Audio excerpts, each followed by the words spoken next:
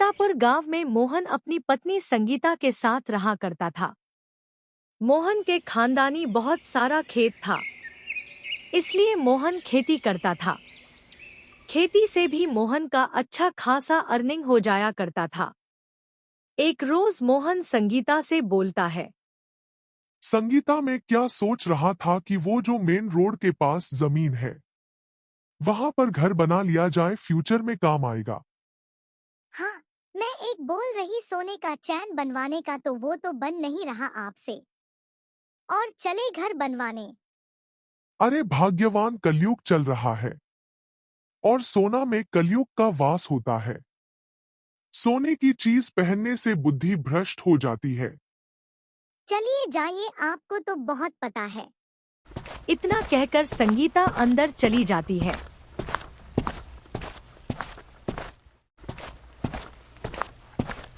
लेकिन इधर संगीता की बात सुनकर मोहन बहुत परेशान हो जाता है। उस दिन मोहन बिना खाए ही खेत चला जाता है।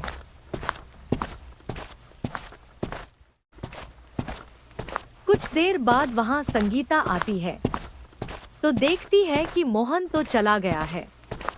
ये लो, लग रहा है ये गुस्सा हो गए। अब मुझे ही खाना लेकर जाना पड़ेगा खेत में। फिर क्या था, संगीता खाना पैक करती है और खेत के लिए निकल जाती है।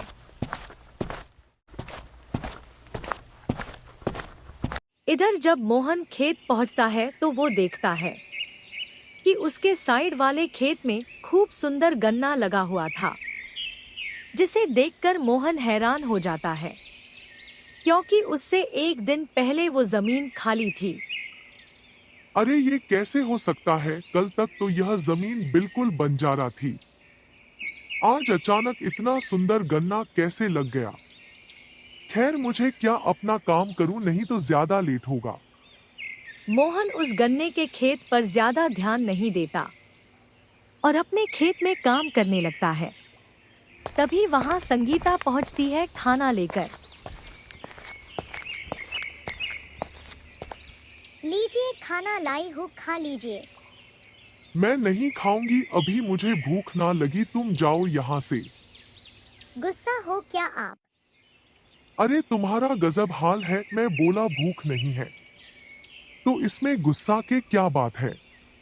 अब जाओ यहाँ से, झूठ का मेरा दिमाग खराब ना करो।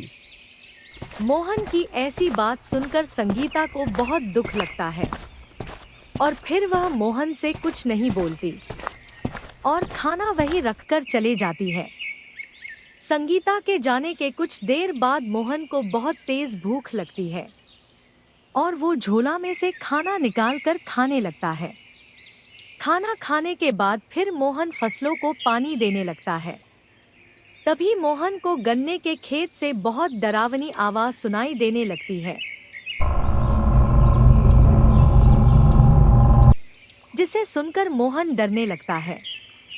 अरे ये गन्ने के खेत में से इतनी डरावनी आवाज कैसे आ रही है?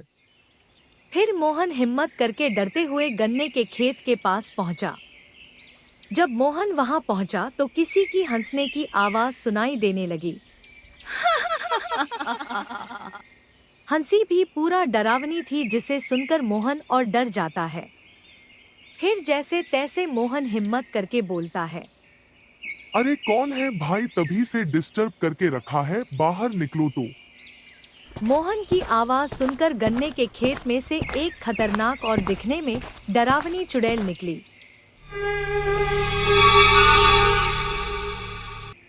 चुड़ैल को देखकर तो मोहन का सिटी बीटी गुल हो गया। मोहन को देखकर चुड़ैल और हंसने लगी। इससे पहले मोहन कुछ बोलता और पूछता है, वो चुड़ैल मोहन को मार देती है और मोहन का सारा खून पी जाती है और फिर वहां से चल जाती है। कुछ देर बाद गांव वाले मोहन के मरने की खबर संगीता को बताते हैं। एक दिन गांव का संकल्प शौच के लिए खेतों में जा रहा था। वो चारों तरफ देखता है तो कहीं बैठने लायक ही नहीं था। तभी संकल्प को गन्ना का खेत दिखाई पड़ जाता है। हाँ यही ठीक है, इसी में मैं शौच कर लूंगा। कोई देखेगा भी नहीं, वैसे भी लग रहा है खेत में कोई है भी नहीं। इतना बोलकर संकल्प गन्ने के खेत में घुस जाता है शौच करने के लिए। संकल्प जैसे गन्ने के खेत में घुसता है वैसे ही गन्ने के खेत में से अजीब अजीब आवाज आने लगती। इतनी डरावनी आवाज सुनकर संकल्प बाहर निकल जाता है। तभी उसके पीछे से चुड़ैल भी निकलती है। दुष्ट, तेरी इतनी हिम्मत है कि तू मेरे खेत में शौच करने के लिए घुसा। तुझे तो मैं जिंदा नहीं छोड़ूंगी। इससे पहले चुड़ैल संकल्प को मार पाती। संकल्प चुड़ैल को चकमा देकर वहां से भाग निकलता है। जैसे तैसे संकल्प गांव में पहुंचता है और सारी बात गांव वालों को बताता है, पर कोई भी गांव वाला ये मानने को तैयार नहीं था कि सच में चुड़ैल होती भी है।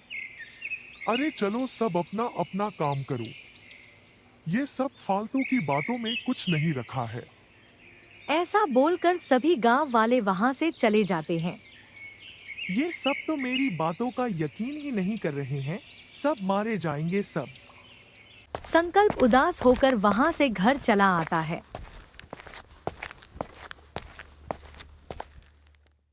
उस दिन के बाद से चुड़ैल रोज किसी न किसी को मार देती है, वो भी गन्ने के खेत के पास ही। इससे सभी गांव वाले बहुत ही परेशान हो जाते हैं।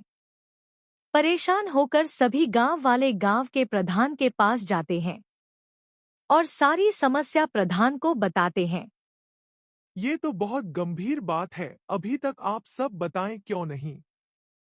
प्रधान जी, हम लोगों को समझ में ही नहीं आया था कि ये सब क्या हो रहा है। जब बहुत सारे लोग मरने लगे तो सब सोचा आपसे बताया जाए। अच्छा आप लोग टेंशन मत लीजिए, एक तांत्रिक बाबा जान पहचान के हैं, मैं उनसे बात करता हूँ। फिर गांव का प्रधान तांत्रिक बाबा को वहां बुलाता है।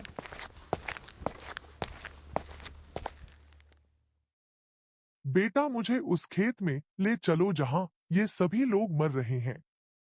फिर सभी लोग तांत्रिक बाबा के साथ उस गन्ने के खेत में जाते हैं।